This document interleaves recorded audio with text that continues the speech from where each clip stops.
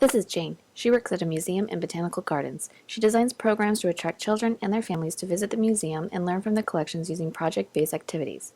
This is John. He's the director of a Boys and Girls Club. Each day his site sees over 100 students who are 6 to 18 years old.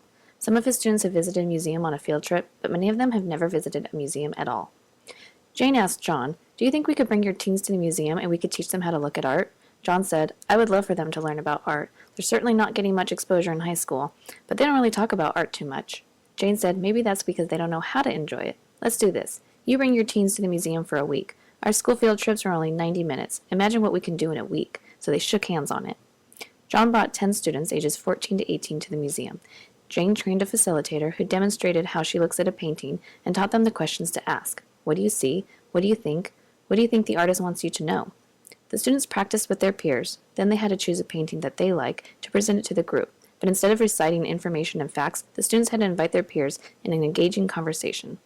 After a week, John reported back. His students loved the museum. The best part, they were able to look at other artworks and try to use their new skills of careful observation and creating concepts. Jane was thrilled to bring a new audience to the museum who had never been interested before, and encouraged them to try new things and built their confidence for visiting museums. Imagine what these students can do next. Created using Powtoon.